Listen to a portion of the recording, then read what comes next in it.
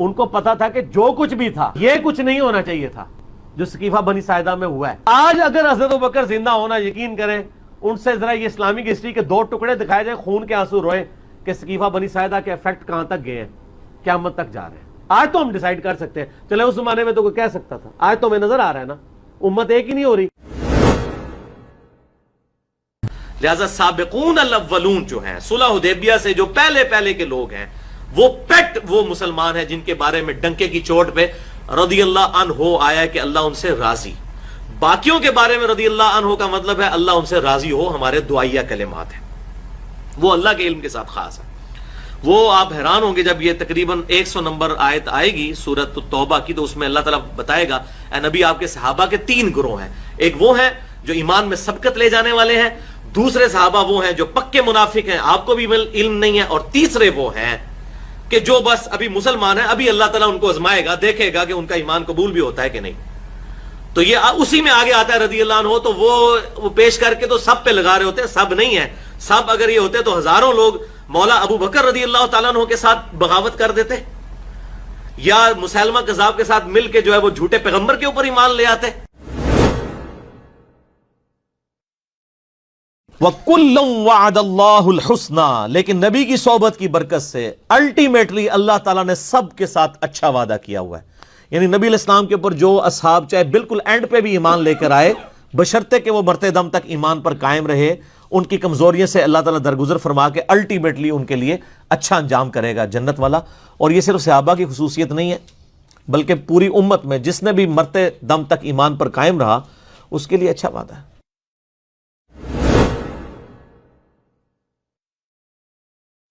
محمد الرسول اللہ، محمد صلی اللہ علیہ وسلم اللہ کے رسول ہیں. والذین معہ، اور جو ان کے ساتھی ہیں، اشداء علی الکفار، وہ کافروں پر تو بڑے سخت ہیں، رحماء بینہم، لیکن آپس میں بڑے نرم دل ہیں، ایک دوسرے کا خیال رکھنے والے. لیکن یاد رکھیے گا یہ تمام صحابہ کے بارے میں نہیں ہے، یہ صلح حدیبیہ کے موقع پر آیات نازل ہوئی ہیں. اس سے مراد بعد کے لوگ نہیں ہیں، یہ وہ 1400 صحابہ کی شان ہے. اسی لیے میں نے اوپر وہ آیت رکھی تھی کہ اللہ کس سے راضی ہوا؟ صلح حدیبیہ کے. اور انہی کے کانٹیکسٹ میں یہ آخری آیت اسی صورت کی آ رہی ہے کہ یہ وہ صحابہ ہے. اب یہ پکڑ کے وہ فتح مکہ کے بعد جو معافیاں مانگ کے مسلمان ہوئے، پوری زندگی اسلام کی پیٹھ میں چھرا گھونپتے رہے اور بعد میں موت کے ڈر سے کلمہ پڑھ لیا، ان کے اوپر یہ آیات لگانا تو یہ قرآن پاک کے ساتھ خیانت کرنا ہے اور اپنا لقمہ قرآن کے منہ میں ڈالنے والی بات ہے. اس سے بڑی کوئی خیانت نہیں ہو سکتی. تو یہ میں نے کانٹیکسٹ کے طور پہ بتایا کہ یہ کس کے لیے، وہ 1400 صحابہ جنہوں نے اصحاب شجرہ جن کو کہا جاتا ہے.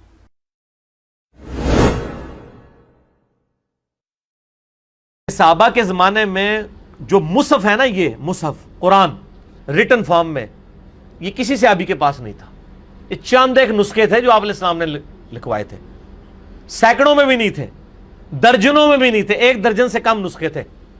تو صحابہ کرام قرآن پڑھا کرتے تھے زبانی. تو زبانی قرآن پڑھنے والوں کو اگر ثواب مل رہا ہے تو موبائل پہ پڑھنے والے کو کیوں نہیں ملے گا؟ تو 2 کام کر رہا ہے کہ زبانی بھی پڑھ رہا ہے اور حروف بھی دیکھ رہا ہے. باقی جو آپ نے تیسرا ثواب نکالنا ہے کہ جی وہ قرآن چونکہ جب تک مصحف ہاتھ میں پکڑا ہوگا، یہ پکڑنے کا ثواب الگ سے ہے، یہ تیسرا ثواب ہے. اس کو پکڑ کے رکھیں یہ ایک ثواب ہے، اس کے الفاظ کو دیکھیں یہ دوسرا ثواب ہے، اور پڑھنا تیسرا ہے. تو 2 ثواب تو مل رہے ہیں ان کو جو موبائل پہ پڑھ رہے ہیں. صحابہ کو تو 1 ثواب ملتا تھا، وہ زبانی پڑھتے تھے. موبائل پہ پڑھنے والے کو 2 ثواب مل رہے ہیں، وہ دیکھ رہے الفاظ اور پڑھ بھی رہے. پکڑنے والا آپ کی نظر میں نہیں ہے نا، چلے ہم وہ مان لیتے ہیں آپ کو خوش کرنے کے لیے، لیکن پھر بھی صحابہ سے زیادہ ثواب مل رہا ہے عام بندے کو، کیونکہ الفاظ دیکھ بھی رہے اور پڑھ بھی رہے. اے پھکی جے انجینئرنگ کرانگے تواڈے نال، اللہ دے فضل نال ایسی انجینئرنگ ہوئے گی کہ بھول جاؤ گے سب کچھ. تو آج کے دور میں جو موبائل سے دیکھ کے پڑھ رہا ہے اس کو صحابہ کرام جو زبانی پڑھتے تھے اس سے زیادہ ثواب ہے، اگر ان کے وہ لیول اور نیت بھی اس لیول کی ہو. وہ ایک علیحدہ سے بات ہے، اس میں نہیں ہم پڑھ رہے. میں اوورال گنتی کی بات کر رہا ہوں کہ ایک بندہ دیکھ رہا ہے اور ساتھ پڑھ بھی رہا ہے، یہ ڈبل ثواب ہے. اور ایک بندہ صرف زبانی پڑھا، صحابہ تو زبانی پڑھتے تھے.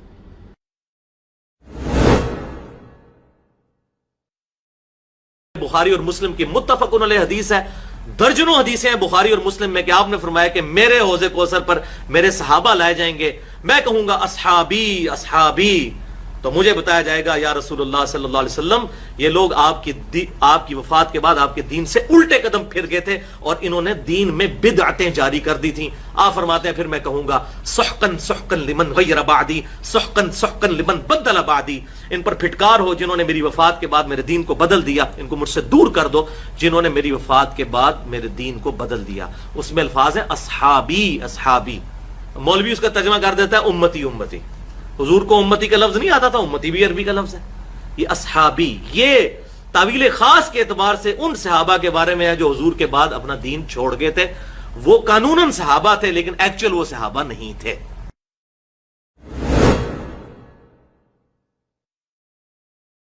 پھر ہم کہتے ہیں یہ بتاؤ کہ جنہوں نے حضرت علی ابن ابی طالب جو واقعی امام بھی تھے اور خلیفہ راشد بھی تھے ان کی بیعت نہیں کی, وہ جاہلیت کی موت ہی مرے ہیں نا, نہ علی ٹھوس ہو جان گے. حالانکہ واقعی جاہلیت کی موت ہے وہ, کیونکہ وہ امام برحق ہے. نبی الاسلام پیچھے کھڑے ہیں. جنگ جمل صفین نہروان کے اوپر تو نبی الاسلام کی یعنی پروفیسیز موجود ہیں بخاری مسلم کے اندر.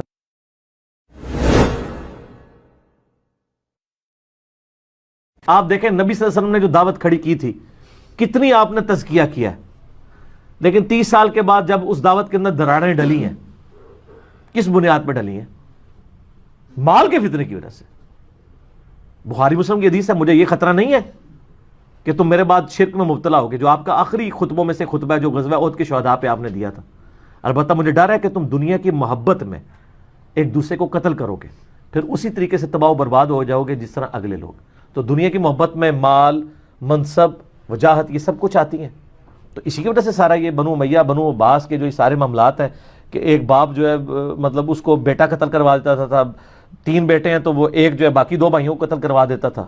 یہی کچھ چلتا رہے تو سب کچھ اسی کے لیے ہوا نا.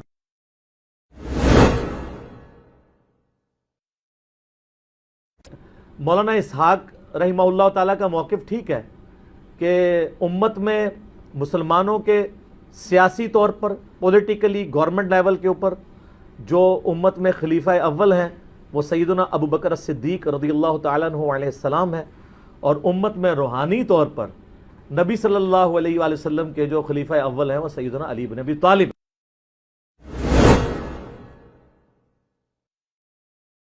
آپ نے تلاوت کر کے کہا کہ میرے صحابہ کیا تم میرا حق ولایت یا حق سرپرستی اپنے اوپر تسلیم کرتے ہو؟ تو آپ نے پھر فرمایا من کنتو مولا ہو, پھر جس کا سرپرست اور آقا اور مولا میں ہوں فعلی مولا ہوں, پھر علی بھی اس کا مولا ہے.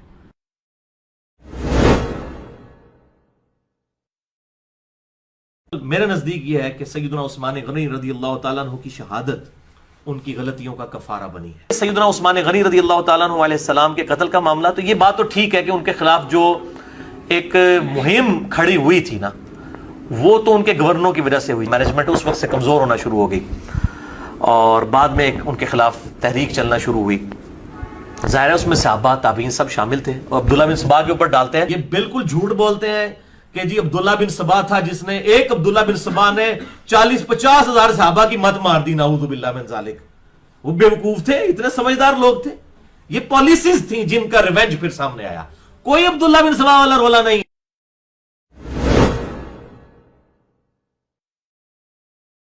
عبد الرحمن بن عوف رضی اللہ تعالیٰ عنہ اور حضرت خالد بن ولید رضی اللہ تعالیٰ عنہ کا جھگڑا ہوا تو جذبات میں آ کے خالد بن ولید نے عبد الرحمن بن عوف کو گالیاں دی. تو نبی علیہ السلام تک شکایت پہنچی. آپ نے حضرت خالد بن ولید کو بلا کے ڈانٹا اور فرمایا کہ تو میرے صحابہ کو برا مت کہہ.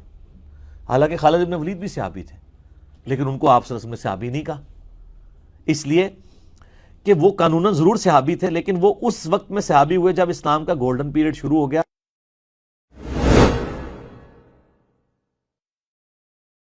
یہ لعنت کرنا تے معاویہ دی جڑا جاری کردہ جڑا وہ طریقہ ہے, اور میں اس کو بدعت کہنے میں بھی کوئی اور محسوس نہیں کروں گا.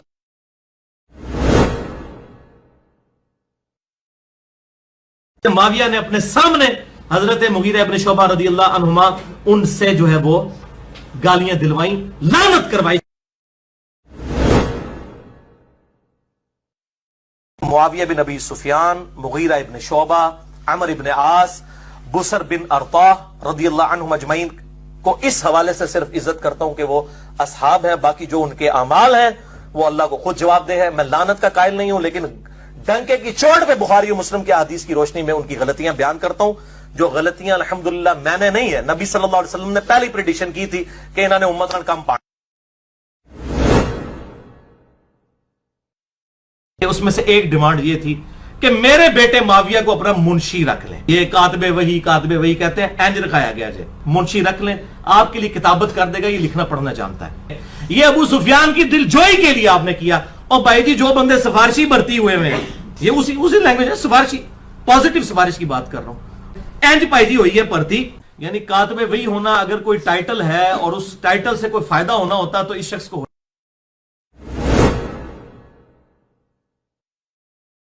تو رضی اللہ عنہ بھی دعائے مغفرت ہے، اللہ ان سے راضی ہو۔ لہذا حضرت امیر معاویہ رضی اللہ تعالیٰ عنہ یا حضرت مغیرہ ابن شعبہ رضی اللہ تعالیٰ عنہ یا حضرت عمر ابن عاص رضی اللہ تعالیٰ عنہ، جن سے مولا علی کو بڑی تکلیفیں پہنچی اور ان کی وجہ سے ہمارے دل بھی زخمی ہیں، کاش وہ حضرت علی کے ساتھ ایسا نہ کرتے۔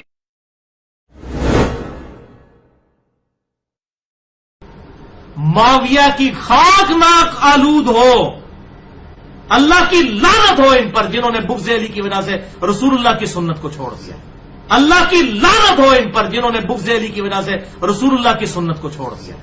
یہ ابن عباس نے لعنت بھیجی۔ آپ حیران ہوں گے کہ یہ ناسبیت اس زمانے میں بھی کس طرح گھس چکی تھی۔ یہ ترمذی میرے ہاتھوں میں ہے، اوریجنل جے پی جی آپ کو لگا دیں گے۔ 3734 میں جب یہ حدیث ابن عباس کہتے ہیں نا کہ سب سے پہلا شخص جس نے نبی علیہ السلام کے ساتھ نماز پڑھی وہ علی ہے، اس کے اوپر آگے کومنٹس ہیں امام ترمذی کے، وہ کہتے ہیں بعض محدثین کا کہنا ہے کہ مردوں میں سب سے پہلے اسلام لانے والے ابو بکر ہیں، حضرت علی 8 برس کی عمر میں مسلمان ہوئے اور عورتوں میں سب سے پہلے حضرت خدیجہ لائیں ایمان۔ اوپر لکھ رہے ہیں صحابی کا قول اور آگے لکھ رہے ہیں بعض بابوں نے فرما دیا ہے۔ ابن عباس کہہ رہے ہیں کہ پہلا شخص جس نے نبی علیہ السلام کے ساتھ نماز پڑھی وہ حضرت علی ہے، اور آگے امام ترمذی کا لکھ رہے ہیں لیکن بزرگ فرماتے ہیں، حضرات فرماتے ہیں فرقہ وارانہ جو بیماری ہے، چاہے پرانے بابوں میں ہو یا نئے بابوں میں، چاہے سلف میں ہو یا خلف میں، فرقہ واری تو فرقہ واری۔ حدیث ہے ترمذی کی 3735، اس میں آپ دیکھیں کتنی خطرناک بات آ رہی ہے۔ تو ابراہیم نخعی تابعی ہے، اور تابعی بھی جونیئر تابعی ہے، سینئر تابعین میں بھی نہیں آتا۔ وہ فوراً کہتا ہے، عمر کہتے ہیں کہ ابراہیم نخعی نے میری اس بات کا انکار کر دیا اور کہا نہیں، سب سے پہلے تو ابو بکر ہی مان لائے تھے۔ اور تنوں کوئی پوچھے تو ابو بکر کا زمانہ پایا ہے؟ تو عمر کا بھی زمانہ پایا ہے؟ اور آپ یہ میں آپ کو بتا رہا ہوں کہ آل امیہ میں کس قدر بغض اہل بیت انہوں نے گھول دیا تھا۔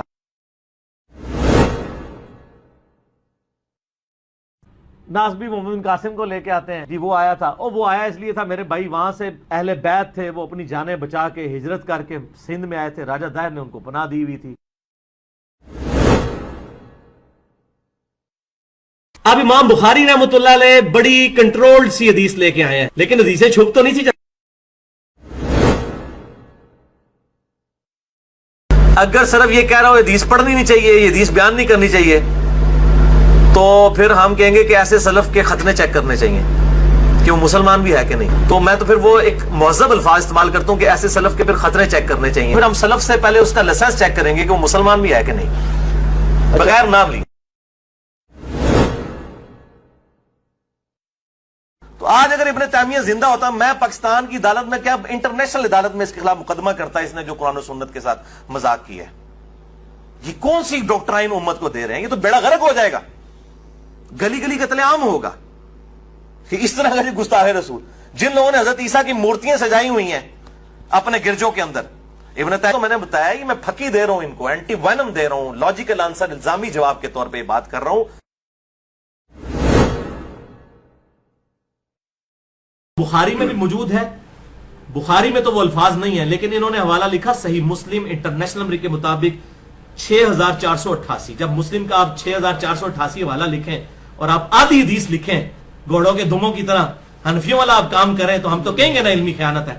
آدھی حدیث لکھی کہ آپ صلی اللہ علیہ وسلم نے فرمایا میرے صحابہ کو برا مت کہو، اگر تم احد پہاڑ کے برابر سونا خیرات کر دو تو تم میرے صحابی نے جو ایک مد گندم 600 گرام آج کا آدھا کلو بنتا ہے، اس کے آدھے کو بھی نہیں پہنچ سکتے۔ صحیح بخاری میں یہی الفاظ ہیں، لیکن انہوں نے حوالہ دیا مسلم کا، بخاری مسلم کے دونوں میں ہے۔ انہوں نے چونکہ مسلم کا حوالہ دیا، پھر حدیث آدھی لکھنا علمی خیانت ہے۔ صحیح مسلم 6488، پوری حدیث کیا ہے؟ پوری حدیث میں تو اپنا پھر مسئلہ کھڑا ہو جانا تھا نا۔ یہ وہ حدیث ہے جو ہمارے اہل سنت میں بریلوی، دیوبندی، اہل حدیث تینوں کے علماء اور بزرگ دو نمبری کرتے ہوئے آدھی حدیث بیان کرتے ہیں۔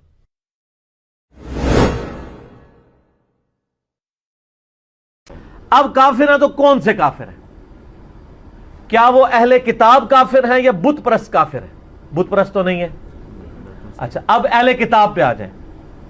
اہل کتاب جو آپ کے نبی کو جھوٹا مانتے ہیں، نعوذ باللہ، اور جو ان کی کتابیں جو تورات اور انجیل ہیں ان کو ٹیمپرڈ فارم میں مانتے ہیں، ان کا سٹیٹس یہ ہے، ان کی عورتوں کے ساتھ نکاح، ان کا ذبیحہ بھی حلال ہے۔ اب ذرا قادیانیوں کی طرف آ جائیں۔ قادیانی آپ کے نبی کو جھوٹا نہیں مانتے، وہ ان کو نبی مانتے ہیں، اس کے بعد انہوں نے ایک ڈھکوسلے پہ مبنی جھوٹی نبوت کلیم کر لی ہے۔ یہ ایک چیز ان کو یہود و نصارہ سے بہتر کر دیتی ہے۔ مرزا غلام احمد قادیانی نے کہاں خطا کھائی ہے جس میں اس نے اپنے آپ کو ذلی نبی کا دعویٰ کیا ہو؟ دیکھیں جی، اس کے اوپر غامدی صاحب نے کافی ورکنگ کی ہے، آپ ان کی یوٹیوب پہ ویڈیوز دیکھ لیں۔ ان کا بھی موقف یہی ہے کہ اس سے کوئی صحیح سند سے ثابت نہیں ہے کہ اس نے خود کہیں پہ دعوی نبوت کیا۔ تو میں اس لیے یہ لینیٹ گوشہ رکھتا ہوں غامدی صاحب کے لیے اور اس طرح کے انٹلیکچوئل لوگوں کے لیے کہ اس وقت میرے بھائیوں ان انٹلیکچوئل پرسنالٹیز کے خلاف پورے پراپوگنڈا کرنے کے باوجود تمام مکاتب فکر کی طرف سے ان کے ویورز کی تعداد بڑھ رہی ہے۔ اس کی وجہ یہ ہے کہ ان کی کئی باتیں واقعی اتنی مضبوط ہیں جس میں ان باتوں میں وہ حق پر ہے۔ اسی کے بارے میں میرا موقف ڈھیلا ہے، اس لیے میں سکوت اختیار کرتا ہوں۔ میں اس میں صرف کہوں گا کہ آپ غامدی صاحب کا جو موقف ہے نا میوزک کے بارے میں وہ دیکھ لیں، وہ ٹھیک ہے، میں ٹھیک غلط نہیں کہہ رہا، آپ دیکھ لیں۔ اور میری الحمدللہ شروع سے عادت ہے جس کی جس فیلڈ میں ایکسپرٹیز ہے میں اس کو اسی کو ریکمینڈ کرتا ہوں۔ اگر یعنی جدید مسائل کے اوپر بات ہوگی تو میں آپ کو یعنی یوسف القرضاوی کی طرف ریفر کروں گا، جاوید احمد غامدی صاحب کی طرف ریفر کروں گا۔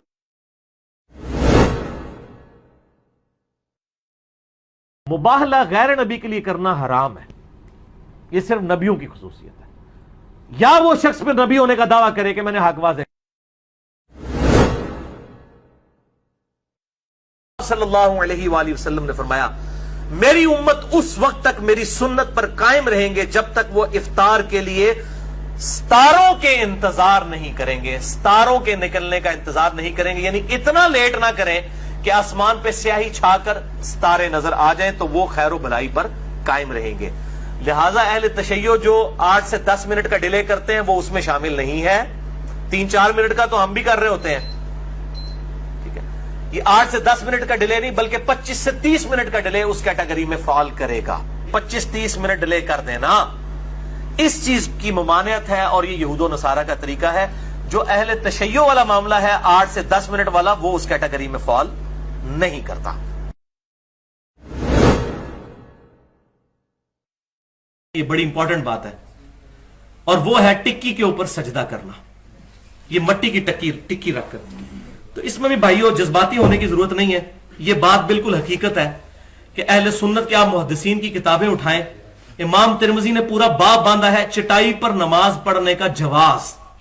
اس سے ہی آپ ذرا اندازہ لگا لیں، چٹائی پہ نماز پڑھنے کا جواز کا مطلب ہے کہ جائز ہے، جیسے ننگے سر نماز پڑھنا جائز ہے لیکن سر ڈھانپ کے پڑھنا افضل ہے۔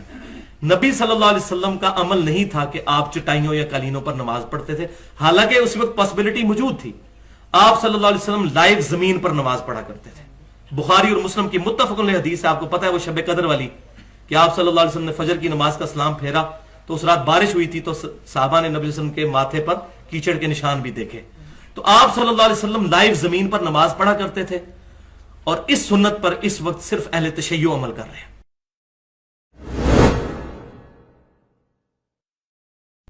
اور ترتیب میں ویسے تو یہ شیعہ کو کہتے ہیں نا، وہ بھی جھوٹ بولا ہے، شیعہ پہلے پاؤں دھوتے ہیں، شیعہ پاؤں پہلے نہیں دھوتے ہیں، وہ ویسے مٹی صاف کر رہے ہوتے ہیں، وہ بھی چہرے سے ہی وضو شروع کرتے ہیں، پاؤں پہ اینڈ پہ مسح کرتے ہیں۔ وہ تو میں نے بتایا مصنف ابن ابی شیبہ میں اکرمہ جو تھے ابن عباس کے شاگرد، وہ بھی پاؤں پہ مسح کے قائل تھے۔ تو اسی جراباں نے مسح دی گل کر رہے ہو، اسی بغیر جراباں دے بھی مسح دے قائل ہاں، ٹھیک ہے۔